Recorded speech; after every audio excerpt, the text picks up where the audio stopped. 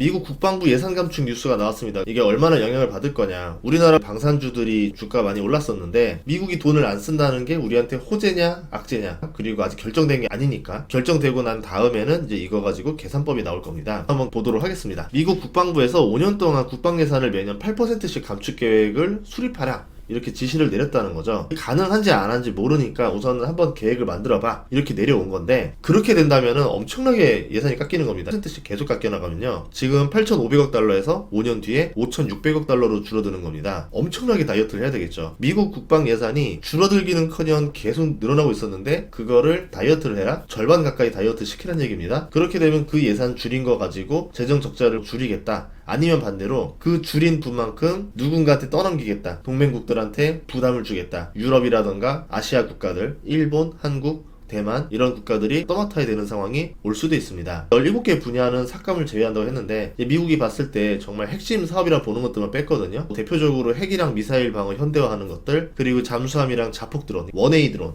돌아오지 않는 드론들에 대해서는 삭감을 제외한다, 이렇게 말을 했어요. 방산주들 중에서도 여기에 해당되는지 아닌지에 따라서 주가가 살고 죽고가 나뉠 수가 있겠죠. 이렇게 줄이는데 늘리지는 못하니까 국방부가 돈을 더 써야 되는 분야들은 조금 더 타격이 올 거고, 핵심 사업이라서 도저히 줄일 수가 없는 부분들은 살아남을 수는 있습니다. 그런데 더 성장하기는 쉽지가 않을 수 있겠죠. 그리고 우리나라 업체들 중에서도 미국에다가 파는 회사들이 아니라 동유럽이라던가 중동이라던가 호주라던가 이런 데 수출을 하고 있잖아요. 미국이 국방 예산을 줄인다는 거는 다른 나라가 그만큼 떠맡아야 된다는 겁니다. 그럼 그 나라가 미국 무기를 사는 게 아니라 자기들이 원하는 무기를 살 수도 있겠죠. 각자 무기를 만들던 사던 해야 되기 때문에 해석에 따라서 오히려 호재가 되는 기업들도 있을 거라고 봐요. 이번에 정부효율부가 국제개발처 직원을 싹 날렸잖아요. 국방부는 예산 자체가 다르기 때문에 육군, 해군, 공군, 해병대 이렇게 예산이 쫙 있는데 이 중에서 어디를 커팅할 거냐를 좀 봐야 될 것 같습니다. 육군 같은 경우는 포기로 한 무기들이 낡은 드론과 차량들,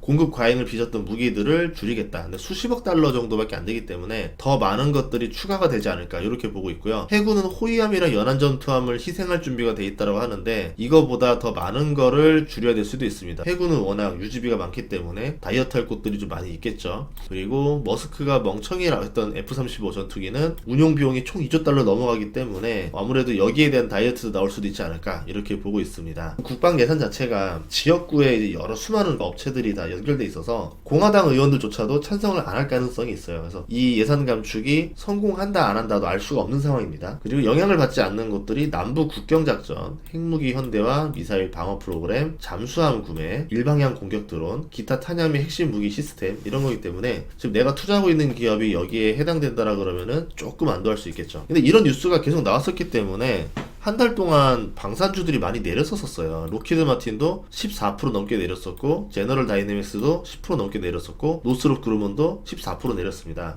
거의 안 내린 회사는 레이시온밖에 없었는데 상업용 비행이라던가 이런 쪽 산업들이 실적이 괜찮았어요. 그래서 어느 정도 선방한 모습인 겁니다. 많이 떨어진 거는 팔란티어인데 두 가지 이유입니다. 국방부 예산 삭감에 좀 해당되지 않겠냐. 매출 절반 이상이 정부 계약으로 이루어져 있는데 AI 분석이라던가 군사작전 데이터 처리라던가 사이버 방어 같은 것들이 이게 운용 비용이거든요. 운용 비용이 가장 예산안에서 비중이 높아요. 그리고 이제 고비용 소프트웨어 솔루션이냐 아니냐, 이 비용을 다이어트 할 수 있는 새로운 대체 프로그램이 있느냐 아니냐, 이런 것들을 검토해 볼 수도 있겠죠. 근데 대체가 불가능합니다. 비싸도 이건 쓰는 게 더 낫다, 이게 더 다른 예산을 다이어트 하는데 효율적이다, 그러면 살겠죠. 이런 것들을 이제 논하는 곳이기 때문에 지금은 확정된 것들이 없습니다. 근데 주가가 많이 떨어진 이유는 첫째, 너무 많이 올랐었다.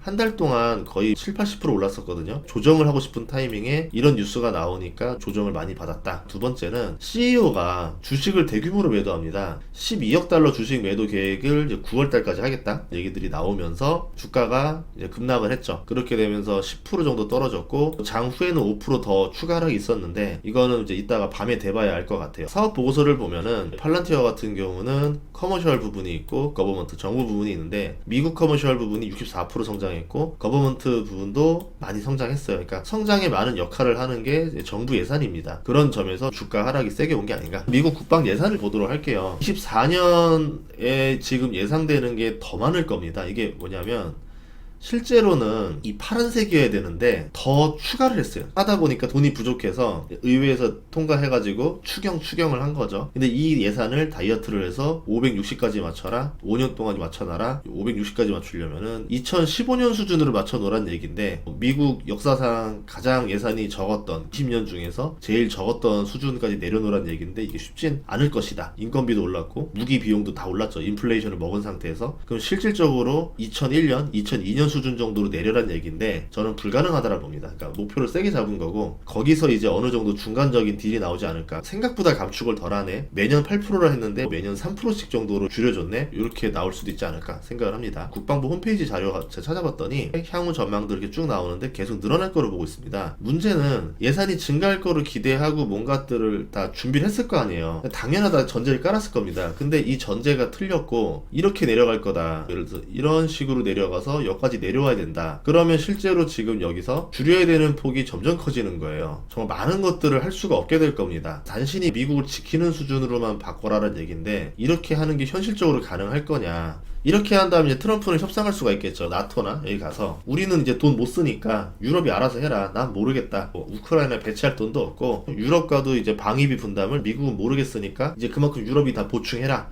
이런 강요를 하겠죠. 이런 딜들 때문에 이 뉴스 타이밍이 이 시기에 나온 게 아닌가. 일종의 협상 목적도 있다라 생각이 되거든요. 그래서 세부 내역을 봤어요. 미국 국방부 예산은요 크게 네 가지로 볼 수 있는데 급여, 그리고 운영비, 운영 유지죠, 그리고 무기 구입, 연구 개발, 이렇게 네 가지가 있는데 가장 크게 들어가는 건 이제 운영비입니다. 팔란티어의 주수익이 여기 운영 유지에서 나와요. 연구 개발이 해당되는 것들이 이제 보조 수익인데 여기에 대해서 삭감이 나올 수도 있지 않을까. 비용을 줄이려면 급여는 못 줄일 거 아니에요. 군대를 희생할 수는 없으니까. 그렇다고 운영비도 생각보다 많이 줄이기 쉽지가 않습니다. 두 개만 합쳐도요 비용이 500이 넘어요. 무기도 구입하지 말고 연구개발도 하지 않으면 얼추 되긴 합니다. 근데 그거를 원하는 건 아닐 거 아니에요. 결국은 비용을 다이어트 해야 되는데 무기를 어떻게 더 가성비 있는 걸로 살 거냐, 연구개발비를 어떻게 절약할 거냐, 아니면 미군 수를 줄인다던가 이래야 되는데 배를 줄인다던가 항모 전단 수를 줄인다던가 이렇게 가야 되는데 과연 그렇게 할 정도가 될 것인가. 꽤나 난이도가 있는 감축 계획이라 보거든요. 쉽지 않을 거라 봅니다.